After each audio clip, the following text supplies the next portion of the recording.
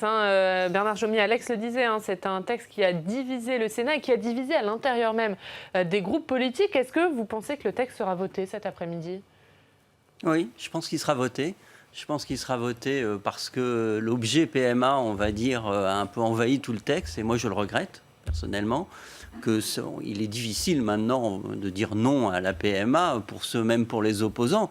Je regrette que les conditions restrictives qui ont été mises par la majorité du Sénat, en refusant le remboursement, c'est clairement introduire une discrimination. C'est faire que le droit sera formel et pas réel. Et donc ça n'est pas, demandez à l'Assemblée nationale et au gouvernement de revenir sur ce point. Ça n'est pas responsable. Par ailleurs, je regrette aussi, ça a été dit, que tout ce qui est génétique a été vu avec un regard un peu obscurantiste.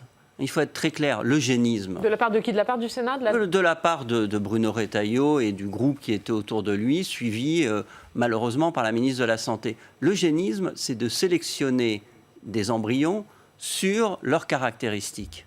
La médecine, c'est d'éliminer des maladies graves, incurables et qui souvent font que l'enfant ne vivra pas.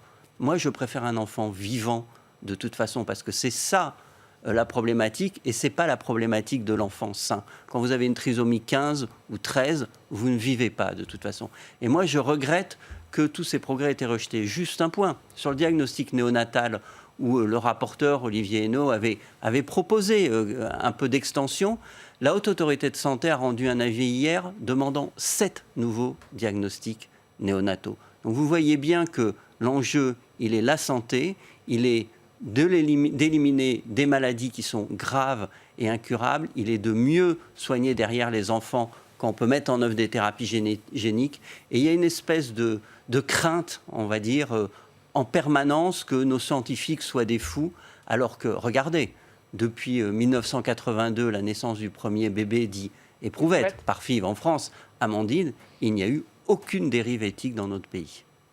Un point qui a été beaucoup commenté, bien sûr, c'est la PMA. Vous avez dit que vous souhaitez que l'Assemblée nationale revienne sur le remboursement alors que le Sénat a voté contre. L'autre point, c'est la GPA. Le Sénat a réaffirmé son opposition à la GPA avec notamment l'interdiction de la transcription à l'état civil du parent d'intention. Est-ce que ça, c'est une bonne chose ? Je trouve que Est-ce qu'il y a besoin de réaffirmer ça ? C'est un amendement un peu lâche, d'abord, pour parler clairement. Parce que la GPA, c'est une pratique d'adulte. Donc on va en discuter. Mais interdire la transcription de l'acte d'état civil d'enfant, c'est porter atteinte aux droits de l'enfant. On ne peut pas en permanence brandir, et à juste titre, l'intérêt supérieur de l'enfant, et là s'en prendre aux enfants. Je trouve ça pas très courageux. Il fallait que celui qui a porté cet amendement, Bruno Retailleau, propose de mettre en prison les adultes à ce moment-là. Il faut avoir du courage dans ses opinions. Il faut aller au bout. Moi, je constate que la GPA, elle existe. Elle existe pour des couples homosexuels, elle existe aussi pour des couples hétérosexuels.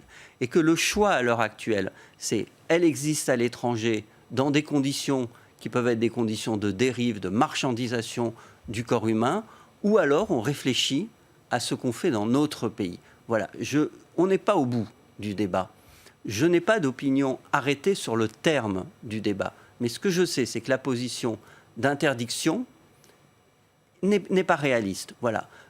Refuser à tout prix la marchandisation du corps humain, oui. Et moi, je n'accepterai jamais un cadre qui inclut une quelconque marchandisation du corps humain. Par contre, je crois qu'il y a une voie qui peut être tracée et que cette voie, il va bien falloir en débattre dans les années à venir. Et que le débat sur la GPA va revenir rapidement sur le devant Il de la scène reviendra pour dans vous ? les années à venir.